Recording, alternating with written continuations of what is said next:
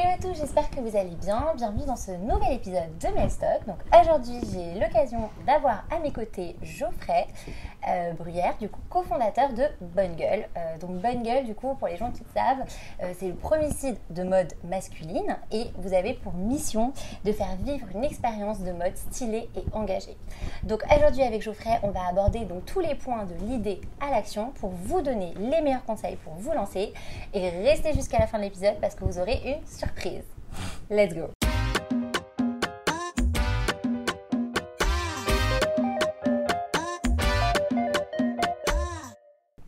Donc c'est parti, merci beaucoup en tout cas Geoffrey d'être aujourd'hui avec moi sur Mailstock. Avec plaisir, bonjour à tous. Ça me fait super plaisir de t'avoir, surtout qu'on n'a pas forcément encore abordé toute cette question un peu de création de blog, qui justement on est arrivé à un site e-commerce aujourd'hui connu ici en France et bientôt à l'étranger. J'imagine. Donc, ma première question pour toi, Geoffrey, c'est un peu de savoir quelle est ta définition de l'entrepreneur. Alors pour moi, la définition de l'entrepreneur, c'est quelque chose qui est très large. C'est toute personne qui a une passion, qui fait des choses pour la faire vivre. Ça peut être évidemment un chef d'entreprise, donc la définition un peu classique de l'entrepreneur, mais pour moi, quelqu'un qui entreprend des études de pâtissier parce que c'est son kiff de le faire à fond et de se documenter et de faire vivre aux gens une vraie expérience de pâtisserie, pour moi cette personne c'est aussi un entrepreneur même s'il est en CDI chez quelqu'un. Il y a aussi des gens qui sont parfois entrepreneurs de leur vie, qui n'ont pas forcément un boulot qui les passionne, mais à côté ils ont une passion forte, riche et ils la font partager aux autres. Et voilà, pour moi les entrepreneurs c'est simplement ces gens qui ont des passions et qui s'en servent pour rendre leur vie un petit peu plus belle. Tout à fait, et du coup tu mentionnes justement la passion, donc toi et ton cofondateur vous étiez passionnés de mode. Ouais mais geek de mode, ouais. Obsédé de mode. Est-ce que tu peux nous raconter un petit peu, peut-être, pour les gens qui ne connaissent pas, donc l'aventure commence en 2007. Finalement, tu as cette passion qui est la mode. On dit toujours, voilà, c'est vrai qu'un entrepreneur a une passion.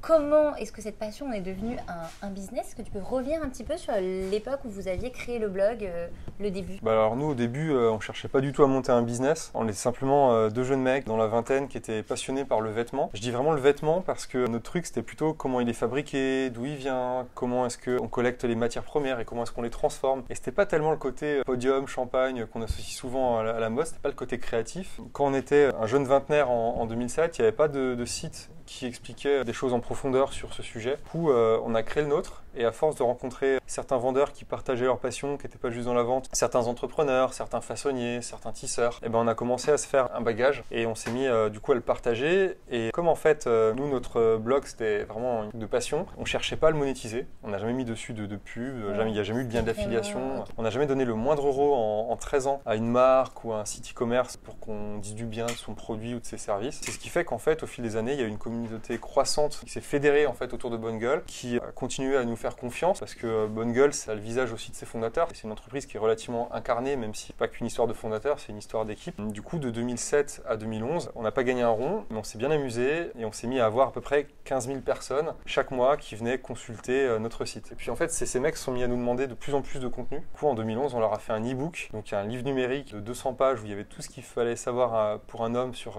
comment bien s'habiller, comment sortir les couleurs, comment choisir les coupes qui collent à sa morphologie. Et c'est ça qui a marqué réellement le début de l'aventure entrepreneuriale. Tout à fait. Et pourquoi justement un e-book? Aujourd'hui, on entend beaucoup parler d'e-book, de formation en ligne, tout ça. Est-ce qu'à l'époque, c'était quelque chose de nouveau, l'e-book? Ouais, c'était assez nouveau parce qu'en fait, en 2011, c'était Amazon qui lance le Kindle Fire. Il y avait déjà des liseuses avant, mais ça, c'était la première liseuse d'e-book qui permettait vraiment de le faire avec du confort parce qu'avant, les technos, c'était des technos rétro-éclairés. Tu sais, ces trucs qui te crament un peu les yeux, alors que souvent, l'e-book, c'est le soir quand tu as envie d'être tranquille et de te reposer. Et là, tu avais la première liseuse qui avait une belle encre numérique, pas avec un éclairage. Il fallait éclairer la liseuse. Et en fait, le fait d'avoir des belles liseuses comme ça, couleur à encre, ça a permis de dynamiser d'un coup le marché des e-books, ce qui fait que dans tous les secteurs, par exemple, je sais pas, nous on a un copain qui a un site qui s'appelle Apprendre la photo, qui s'appelle Laurent Breillat.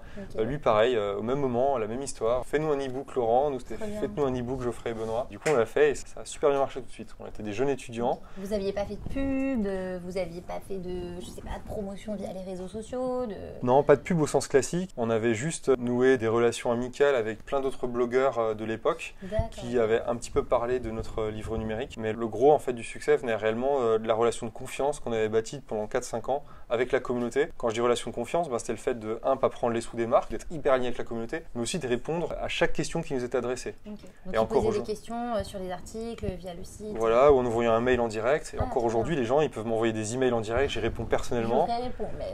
Après, je réponds pas aux 6000 questions qui sont posées chaque jour, chaque mois sur nos plateformes. Mais quand ça m'est adressé, évidemment, je réponds personnellement. Et en fait, ça, c'est une forme d'engagement. Et la communauté, elle le voit. Alors certes, ça prend énormément de temps, mais en fait, sur la durée, ça crée un capital confiance qui permet d'avoir toujours la communauté avec nous quand ça se passe bien et aussi quand ça se passe mal. Ils sont toujours là pour nous soutenir. Tout à fait. Et du coup, est-ce que tu peux nous expliquer un petit peu comment finalement, après cet e-book, comment c'en est devenu un vrai business finalement vous auriez pu rester au stade d'e-book.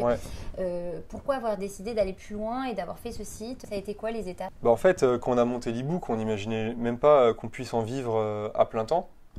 Donc ça a déjà été une surprise de vendre pour 5 000 € d'e-book chaque mois. Et là, on a entrevu le fait qu'on pouvait peut-être vivre de notre passion. Moi, je me suis mis à quitter mon job, mais avant ça, à travailler jour et nuit. Parce que moi, je travaillais déjà un peu dans le conseil en stratégie, alors que Ben était encore étudiant. Et du coup, le jour, je faisais du conseil en stratégie.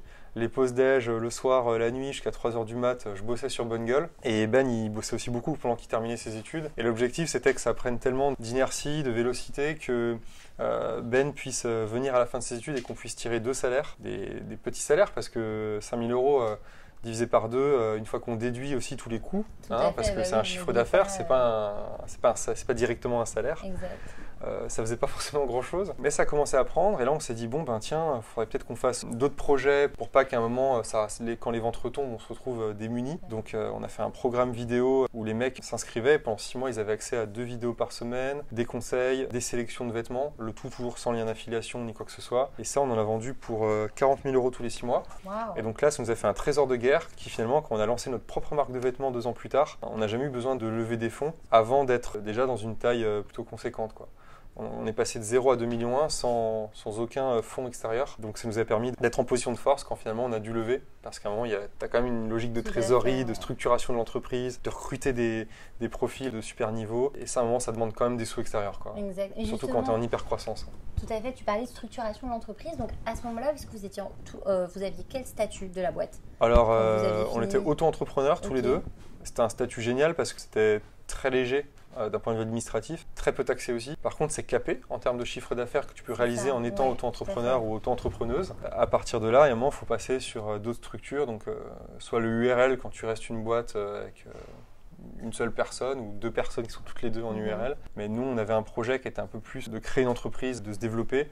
Et donc, du coup, on est passé sur un peu une SAS, une société par action simplifiée. Ce qui permet aussi de faire venir des investisseurs dedans. Donc ça a été aussi après la prochaine étape en fonction du stade d'avancement de la boîte. Ouais, après on a fait rentrer les investisseurs, mais c'était quand même beaucoup plus tard, quoi. Parce que c'était 2011 les e-books, 2012 le programme vidéo, 2014 la vraie création de la marque et seulement fin 2015 la levée de fonds. Donc c'était quand même passé 4 ans entre l'e-book et le premier investisseur. Tout à fait. Et dans tous ces stades de création de la boîte, Geoffrey, quelle est selon toi l'étape la plus fondamentale, la plus importante, celle que l'entrepreneur ne va louper en fait? Je pense qu'il y a une étape qui est super importante, c'est bien choisir son associé et bien structurer la relation avec lui. Moi j'ai la chance de bosser avec un mec qui s'appelle Benoît Vochtanka, qui est mon associé et mon ami. Et en fait, Benoît c'est quelqu'un qui est très très différent de moi. C'est quelqu'un qui n'a pas du tout les mêmes compétences. Lui c'est l'homme des contenus, c'est l'homme de la création des vêtements. Moi je suis beaucoup plus une personne de la stratégie et du marketing et du digital. Et en fait on est même super différents en personnalité. Lui parfois il passe presque un peu pour savant fou. Ah ouais. Moi pour un peu bourrin,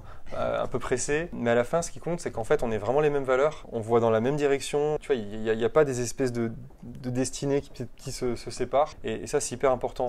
Et le truc important, c'est quand on se marie avec son associé, avec le pacte d'associés, avec le dépôt des statuts, avec la création de l'entreprise, il y a une forme de lune de miel en fait. On se dit que ça va super bien se passer, on fait plein de plans, on est à fond. Comme dans un vrai mariage, et c'est là qu'en fait, faut aussi penser à aller à la mairie pour signer les papiers de qu'est-ce qui se passe le jour où ça se passe pas bien. Quelque part, même s'il n'y a jamais lieu que ça se passe mal, au moins chacun est serein, ça permet de plus y penser. Et si un jour vraiment ça se passe mal, au moins ça permet à l'entreprise de poursuivre son cours et de ne pas avoir des associés qui se déchirent et qui emportent avec eux l'entreprise et aussi les destinées de leurs collaborateurs, quoi.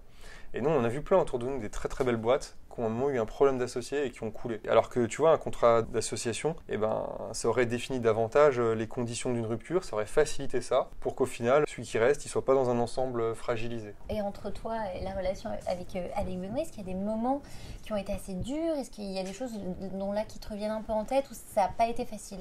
Bah moi, je suis quand même assez béni avec Benoît parce que c'est un mec extraordinaire. Ouais. Après, je pense qu'il y a des fois où je le rends fou et il y a des fois où il me rend fou.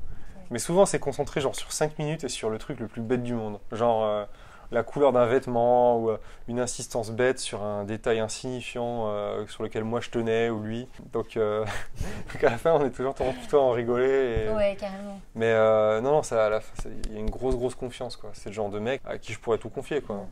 Et du coup, justement, donc tu parlais effectivement de ton associé qui est donc la personne avec qui tu es au quotidien. On parle aussi beaucoup de savoir bien s'entourer dans l'entrepreneuriat. Ouais. Est-ce qu'il y a d'autres personnes qui vous ont aidé à justement accélérer cette croissance? Est-ce que tu penses à des personnes en particulier ou même à ceux qui nous regardent, vers qui on devrait se tourner finalement? Le choix le plus important après le choix de son associé, c'est le choix du premier collaborateur et après du deuxième, du troisième, du quatrième, parce qu'en fait, c'est aussi eux qui vont forger l'ADN de la boîte dès le début. Un ADN très fort parce qu'au début, on vit des moments difficiles, on ne sait pas si la boîte elle va survivre, on ne sait pas si elle va grandir. Et après, chaque autre personne que tu recrutes, elle aussi, elle doit apporter son morceau d'ADN à elle. La clé, c'est people. Et ensuite, nous, il y a des gens qui nous ont beaucoup aidés parce qu'à chaque fois, on s'entoure aussi de gens avec les mêmes valeurs. Par exemple, nos banquiers sont des gens qui nous comprennent. Ce sont des gens qui nous ont pris petits quand on faisait 200 000, 300 000 euros.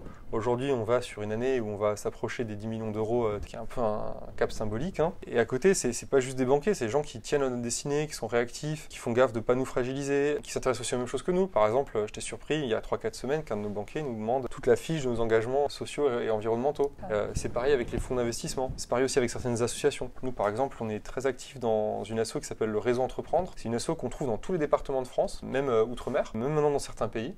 Tout le monde peut aller les voir? Tout le monde peut aller les voir. C'est une entreprise dont le rôle, c'est créer des emplois en aidant les projets d'entrepreneurs. Et pour ce faire, ils mettent en place une enveloppe de prêt d'honneur. Donc un prêt d'honneur, c'est un prêt qu'on n'est pas tenu de rembourser si à un moment la boîte se plante. Ça évite d'avoir des entrepreneurs surendettés parce qu'ils ont déjà suffisamment de choses et de soucis. Quand la mort dans l'âme, ils doivent fermer proprement leur entreprise. Et à côté de ça, ils mettent en place un accompagnement par un grand dirigeant. Et nous, par exemple, on a été coachés par un monsieur qui s'appelle François Barbier, qui était l'ancien directeur Europe de Mars, bar chocolaté, tout ça. Et aussi par Céline Orjubin, qui était la directrice commerciale et aujourd'hui DG de My Little Paris. Et donc ces personnes, d'autres encore, hein, mais nous ont aidés à chaque étape. Et François, pour moi, c'est presque aujourd'hui une figure un peu comme un oncle, quoi. Tu vois, c'est quelqu'un à qui je peux me confier de plein de choses, qui m'écoute. Et quand bien même il est devenu investisseur et tout, bah, c'est toujours sa droiture qui prime dans les conseils qu'il me donne. Tu vois, il mélange jamais ça avec les intérêts qu'il pourrait avoir en tant que personne qui a mis des billes, tu vois, dans l'affaire. Donc ouais, l'alignement avec chaque partie prenante, du collaborateur jusqu'à l'investisseur, en passant par tous les partenaires, notre agence web, pareil, Axome, c'est une histoire de 6 ans. Des gens qui étaient à la base, tu vois, des chefs de projet, sont devenus les directeurs de l'agence. On a une relation super proche, on est potes, on fait de la montagne ensemble. Et puis en même temps, qu'on a eu des étapes dures dans l'entreprise, bah, c'est aussi cette relation-là qui nous ont fait confiance. Par exemple, à un moment, on n'avait pas de sous, on avait une crise de trésor.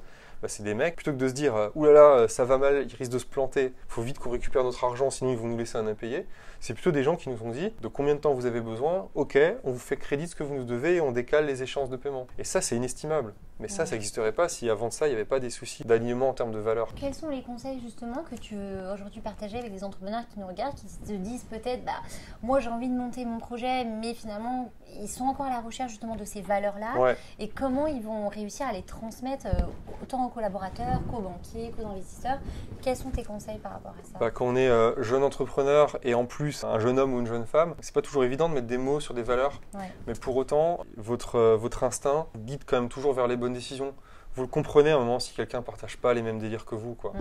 Et ce qui au début est de l'instinct, ensuite ça devient des choses un peu plus, on va dire, verbalisées, intellectualisées. Des choses que vous pouvez coucher sur le papier. Quand il s'agit par exemple d'inclure ça dans vos fiches de poste quand vous recrutez des profils. Utilisez votre nez, essayez pas de justifier des décisions que vous ne sentez pas en les intellectualisant. Si à un moment un candidat, simplement vous ne sentez pas que c'est le bon feeling, malgré tout son pédigré, toutes ses expériences, le fait qu'il ait l'air très intelligent, etc. et tout, bah, le prenez pas. Si votre instinct vous dit un truc, c'est la fin de la discussion, quoi. Ce qui veut pas dire qu'il faut dire au mec en face, désolé, c'est mon instinct, il va vous prendre pour un fou. Mais voilà, en lui expliquant quand même les choses proprement, avec bienveillance, il n'empêche que votre instinct à vous, ça doit être la première soupape de sécurité, quoi, sur le fait de prendre une décision ou de pas la prendre. Geoffrey, est-ce que tu peux rappeler aujourd'hui, vous êtes combien dans la boîte et nous dire un peu la vision que tu as et pour Bungle et pour tous les collaborateurs, enfin quels sont les next steps aujourd'hui? Ok, bah Bungle, c'est une boîte qui aujourd'hui compte pas loin de 45 collaborateurs. Là, on a recruté pas mal encore ce mois-ci. Puis à mesure qu'on ouvre d'autres boutiques, ça fait plus de gens et on continue aussi de structurer le siège. Il y a encore certaines compétences qu'on ne possède pas en interne. Donc,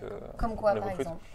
Bah là, par exemple, on recrute une personne spécialiste des process. Parce qu'à mesure que l'entreprise se structure, des choses qui étaient faites par une personne, maintenant c'est réparti entre 4 personnes qui sont chacune spécialistes. Et ces 4 personnes, pour qu'elles puissent travailler de manière efficace, sans distorsion d'informations, sans penser que c'était la responsabilité de temps, du coup je ne l'ai pas fait parce que j'ai cru que c'était fait par quelqu'un d'autre.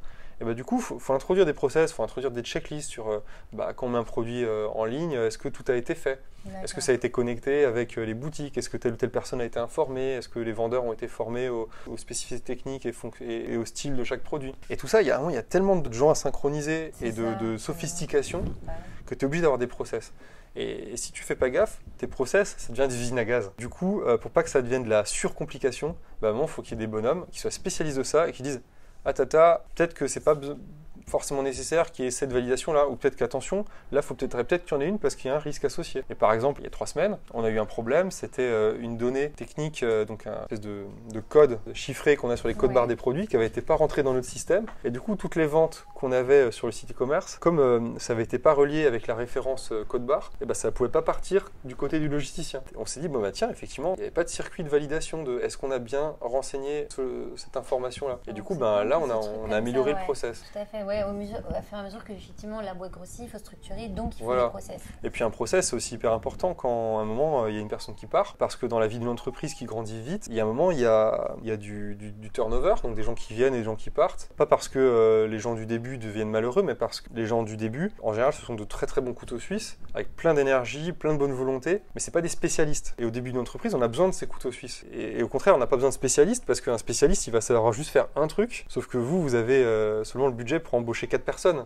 Et ces 4 personnes, elles occupent 30 casquettes à elles, quoi, de la finance, du contrôle de gestion, du marketing, du content marketing, du média, pour la totale. Hein. Prenez l'organigramme d'une grosse boîte, vous le condensez sur 4 personnes, quoi. Donc il vous faut des couteaux suisses. Et ces gens, passés 2-3 ans, il y a un moment, ils ne peuvent pas inventer la roue, quoi. Ils ne peuvent pas se spécialiser d'eux-mêmes. Donc du coup, souvent, c'est sain pour eux qu'ils aillent faire d'autres expériences ailleurs, dans d'autres startups, peut-être qu'on a d'autres stades de maturité, ou parfois dans des grosses boîtes aussi, c'est aussi intéressant. Et nous, on a aussi besoin à ce moment-là, quand la boîte grandit et qu'on a plus de budget, de remplacer un couteau suisse par 3 lames bien affûtées. Et c'est là que du coup, on a un peu des espèces de générations successives qui ont toutes apporté leur pierre à l'édifice Bungle. Et c'est très sain, quoi, finalement, qu'il y ait ces générations qui se succèdent.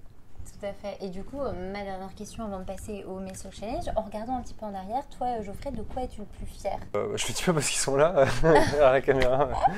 Non, mais l'équipe, c'est un truc super fier parce que tu vois, quand chaque année, tu as ton épisode de team building où on part tous pendant 3-4 jours s'isoler et puis réfléchir au futur de Bungle et qu'on se dise, punaise, chaque fois, l'équipe, on n'a jamais été aussi fiers sur les compétences des personnes, sur leurs valeurs, sur leur capacité à innover, sur leur capacité aussi à être bien meilleurs que les fondateurs. Sur leur spécialité à eux, c'est une énorme fierté. C'est-à-dire qu'il y a 45 personnes qui nous fassent confiance. C'est une grande satisfaction et en même temps, c'est une grande responsabilité. Donc ça met aussi une bonne pression. Et c'est aussi 45 personnes qui partagent tous la même vision, quoi. Nous, on a cette vision d'une mode qui est très inclusive, qui n'est pas une mode, tu vois, dans une tour d'ivoire, qui est juste là pour les gens cool. On a la vision d'une mode qui est très explicative, qui prouve, tu vois, quand elle parle de qualité ou d'engagement social ou environnemental, alors que encore souvent sur le marché, c'est un peu la technique de l'arbre qui cache la forêt, quoi. On va beaucoup parler de transparence, mais finalement, il n'y en a pas trop. On ne répond pas aux questions des consommateurs, on leur censure leurs commentaires sur Facebook, on fait vite fait une petite ligne avec un peu de coton bio, histoire de dire qu'on est green, mais ça s'arrête là, 98% du reste, c'est fait, on ne sait pas dans quelles conditions. Nous, on a cette vision-là, et eux, ils s'embarquent aussi dans la même chose. Et après, on a aussi une vision sur la manière, tu vois, de la porter, qui est à la fois, tu vois, d'être ce qu'on appelle une marque digitale verticalement intégrée. Aujourd'hui, on appelle ça des DNVB, c'est toutes ces entreprises comme Teddy Bear, comme le slip français, comme Bergamote dans les fleurs, etc. Il y en a maintenant dans tous les domaines, c'est une espèce de marque digitale, des acteurs nés sur le web mais qui commencent aussi à avoir des implantations physiques. On est à la fois ça et on est à la fois aussi ce qu'on appelle une marque plateforme, c'est le fait d'être notre propre média qui parle à plus de 5 millions de personnes chaque année. Ça permet d'avoir un endroit où les gens vont trouver du contenu, vont pouvoir poser des questions, vont pouvoir être mieux aiguillés dans quel jean ils vont à la fin acheter, et en même temps pouvoir aussi acheter une marque qui correspond aux valeurs qu'ils ont découvert avec nous. Ça aussi, c'est un truc auquel ils croient. Par exemple, il y a un mec qui est venu travailler avec nous, c'était l'ancien rédac-chef de LCI, qui s'appelle Christophe Joly, qui gérait 70 personnes là-bas. Tu vois, c'est ces gens-là, quand ils acceptent de parfois faire un gros effort sur les conditions de travail, sur l'équipe qu'ils vont gérer, et ils ne gèrent plus 70 personnes, ils gèrent 5 personnes chez nous parce qu'on n'a pas 70 rédacteurs, on n'aime pas 70 dans la boîte. Bah, tu vois, des gens comme ça, pour qu'ils viennent chez nous, faut qu'il y ait un projet qui leur parle réellement, quoi. Et c'est pareil pour chaque collaborateur de Bonne Gueule. Top, merci beaucoup en tout cas Geoffrey. Si tu avais un dernier conseil peut-être aux personnes qui nous regardent, ce serait lequel? C'est d'être toujours à l'écoute de vos intuitions. Et si vous savez, voilà, et si vous ne savez pas tout de suite forcément comment les retranscrire dans des voies à prendre, c'est le conseil que m'avait donné moi ma dernière prof quand j'étais encore étudiant, c'était do what you want, follow your guts. Donc fais ce que tu veux, suis tes tripes. But whatever you do it good, quoi. Mais quoi que tu fasses, fais des choses qui te soient quand même vraiment utiles. Donc si tu sais pas quoi faire, au moins mets-toi dans des choses qui t'apprennent plein de choses au quotidien. Trop cool, merci beaucoup. Donc on va passer au Mail Stock Challenge. Donc 3 petites questions qui sont un peu différentes du côté business. Est-ce que tu peux nous dire un peu, Geoffrey, qu'est-ce que tu fais un peu en dehors, ton activité, un peu pour te détendre, quelque chose qui te permet un peu de couper avec tout ton côté entrepreneur? Bah moi, j'aime bien cultiver des plantes chez moi. Alors rien d'illégal, voilà. Mais j'aime bien avoir ma petite terrasse jardinée avec ma copine, mes plantes intérieures et tout. Très déco. Et puis comme je suis quelqu'un qui vient d'un petit village du fin fond de l'Alsace, j'ai beaucoup besoin de nature. Et donc du coup, parfois je fais du vélo en solo. J'ai essayé de faire Saint-Jacques de Compostelle depuis le Puy-en-Velay. Ou parfois je fais de l'escalade avec mon copain Nicolas qui est à la base le chef de projet de l'agence, qui est devenu le boss 5 ans après. Donc beaucoup de nature, quoi, beaucoup d'outdoor. Et j'emmène aussi parfois des collaborateurs le faire avec nous. Donc, là, le week-end prochain, on va à Saint-Étienne et on va faire de l'escalade. Nice. L'application que tu utilises au quotidien, celle dont tu ne peux pas te passer. Parce qu'on en a tous une. Hein. J'ai le droit de parler d'une appli mais qui n'est pas du tout sexy. Ah bien sûr. Ok. C'est un truc que Bertrand, notre directeur financier, nous a mis en place. Ça s'appelle Spendesk. Nice. C'est en fait à chaque fois que tu payes une note de frais. Ouais, on mettra tout ça en Et ben en fait, tu as juste à prendre en photo la note de frais et c'est bon. Et ça t'évite les 5 heures à la fin du mois de vérifier si tu as toutes tes factures, tous ces trucs. Et j'ai une autre appli qui, pour le coup, est sans doute plus intéressante pour des gens qui démarrent. Ça s'appelle Text Expander. Et en fait, ça remplace n'importe quelle suite de touches par un texte ou une image. Alors par exemple, quand je tape paraphe BG, ça remplace par mon paraphe ou alors ma signature et le tampon, le cachet social de l'entreprise.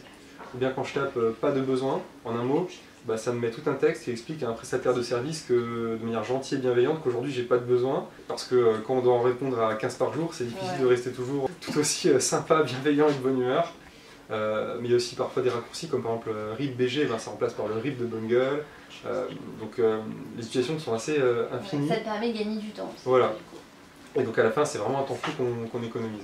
Et il y a un bouquin qui est très cool sur la gestion du temps, c'est La 25e heure. La 25e heure, et j'étais un petit peu interrogé comme près d'une centaine d'autres entrepreneurs. Tout à fait. Et c'est une mine de conseils. Et dernière question, du coup, on est un peu curieux de savoir, est-ce que tu as une routine un peu matinale? Bon, on parle de la mode, on n'a pas trop parlé. Est-ce que toi, pour aller à ton travail, est-ce que il y a une certaine routine que tu mets en place? Moi, j'ai fait en sorte d'habiter très près de mon travail parce que le métro, ça m'enlève beaucoup d'énergie dès le matin. Je jugule aussi la difficulté de mes tâches selon mes niveaux d'énergie. Donc le matin, je suis très en forme. Je sais que parfois les gens, c'est le soir, etc. Mais moi, du coup, le matin, je mets tout ce qui est dur, compliqué, tout ce qui me demande beaucoup d'attention. Et par contre, les trucs comme faire mon administratif ou intervenir à une conférence un peu plus ludique, ça c'est plutôt la fin de la journée. Pour toi. Ouais. Okay. Donc faut savoir beaucoup aussi s'écouter. J'ai appris à le faire, mais c'est un vrai apprentissage parce que sinon il y a des moments où, comme il y a toujours plus à faire, on a vite fait d'oublier son niveau d'énergie et parfois on frôle de pas très loin les burn-out. C'est aussi une réalité de l'entrepreneur. Tout à fait, ouais. Tout à fait. Ce sera peut-être l'occasion d'un autre talk En espérant On que n'a ce ne pas, soit pas le mien. En espérant que ça va être ça. Bah écoute, merci beaucoup en tout cas Geoffrey pour ce Merci. super épisode. J'espère que cet épisode en tout cas vous a plu. On va vous mettre tous les liens en bas de la vidéo en description. Et pour la surprise du coup, Geoffrey en tout cas nous offrira 3 bouquins, 3 exemplaires du bouquin qu'il a pu écrire avec ton associé. Ouais, le dernier imprimé parce qu'on arrête leur Voilà. édition ensuite après plus de 10 000 exemplaires. Après plus de 10 000 exemplaires, donc voilà, il y a 3 chanceux qui auront cette opportunité de les gagner et du coup voilà, on vous mettra tous les liens comme je vous l'ai dit. Retrouvez-nous sur tous nos réseaux sociaux et moi je vous donne rendez-vous à un prochain épisode de Nestlé.